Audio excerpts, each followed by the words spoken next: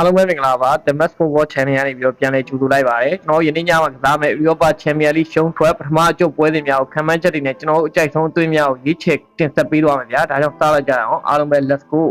ကျွန်တော်ပထမဆုံးတင်ဆက်ပေးမယ့်ပွဲစဉ်ကတော့ Galatasaray နဲ့ Juventus အသင်းတို့ရဲ့ Champions League ပွဲစဉ် Galatasaray အသင်းကနောက်ဆုံးပြိုင်ပွဲစဉ်နောက်ဆုံး5ပွဲမှာ4ပွဲနိုင်ပြီး1ပွဲရှုံးထားတယ် Juventus အသင်းကတော့ပြိုင်ပွဲစဉ်နောက်ဆုံး5ပွဲမှာ2ပွဲရှုံး2ပွဲတည်1ပွဲပဲနိုင်ထားတယ်ဒီပွဲစဉ်ရဲ့လက်ရှိကြေးရလဲအရှင် Galatasaray ကိုအဲ့ဒီ Juventus အသင်းက level 50ရှုံးနဲ့ကြီးပေါက်ထားတယ်9ပေါင်း3လုံး85ပြားနိုင်နဲ့ကြီးဖွင့်ထားတယ်ကျွန်တော်တို့ဒီပွဲမှာ Galatasaray အသင်းကိုကြိုက်တယ်ဒီပွဲမှာအရှင်ကအသာမယ်လို့ကျွန်တော်ထင်တယ်ဒါကြောင့် Galatasaray ကိုကြိုက်တယ် Galatasaray ကိုရွေးချယ်တယ်ကျွန်တော်နောက်ထပ်တင်ဆက်ပေးမယ့်ပွဲစဉ်ကတော့ပွဲကောင်းတစ်ပွဲဖြစ်မဲ့ Benfica အသင်းနဲ့ Real Madrid အသင်းတို့ရဲ့ရှင်ပြိုင်ကစားမဲ့ Champions League ပွဲစဉ်ဒီပွဲမှာဆိုရင်2သင်းပေါင်းသွင်းကို3လုံး40နိုင်နဲ့ကြီးဖွင့်ပေးထားပြီးတော့အင်ရှင် Benfica အသင်းကို Real Madrid အသင်းက level 45ရှုံးနဲ့ကြီးဖွင့်ပေးထားတယ်။ Benfica ရဲ့ခြေစွမ်းကတော့နောက်ဆုံးပြိုင်ပွဲဆုံး5ပွဲမှာ4ပွဲနိုင်ထားပြီးတော့တပွဲသေးကြာထားတယ်။ Real Madrid အသင်းရဲ့ခြေစွမ်းကတော့ပြိုင်ပွဲဆုံးနောက်ဆုံး5ပွဲမှာကျွန်တော်တို့4ပွဲနိုင်ပြီးတော့တပွဲရှုံးထားတယ်။အဲ့ဒီပွဲကလည်း Benfica ကိုပဲရှုံးထားတာ။ကျွန်တော်ဒီပွဲ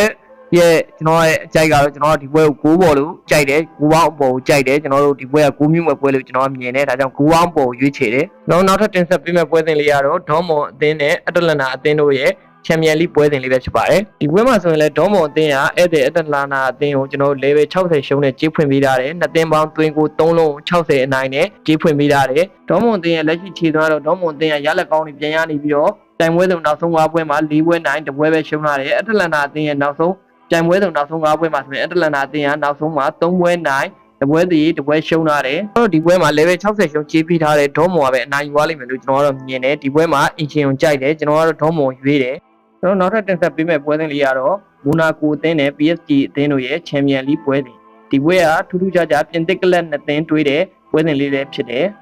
ဒီနှစ်သင်းရဲ့ထိတိုက်တွေ့ဆုံမှုမှာတော့ Monaco အသင်းက9ကြိမ်နိုင်တယ် PSG အသင်းက18ကြိမ်နိုင်တယ်10ပွဲကတည်ကြတယ်ပေါ့နော်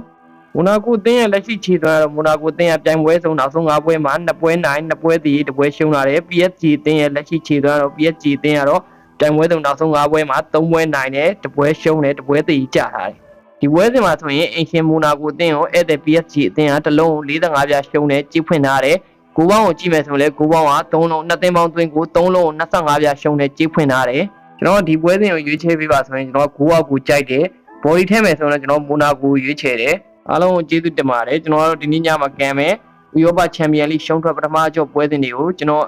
ကြေးအောင်မဲ့ထင်တဲ့ຢာလေးတွေကိုကျွန်တော်ရွေးချယ်တင်ဆက်ပေးသွားတယ်ဘရိုတို့အကြိုက်တွင်လိုက်ကစားလို့ရတယ်အားလုံးကျေးဇူးတင်ပါတယ်ဘောလုံးပွဲတွေကိုမောင်း body ယုံကြည်စိတ်ချစွာကစားခြင်းနဲ့ဆိုရင်တော့ကျွန်တော်တို့ရဲ့ The Mass Football Channel 399894နဲ့3994 Viber Telegram ကိုလာရောက်ဆက်သွယ်စုံစမ်းပြီးတော့ကစားလို့ရတယ်ဆိုတဲ့အကြောင်းသတင်းကောင်းပါပါတယ်အားလုံးကျေးဇူးတင်ပါတယ်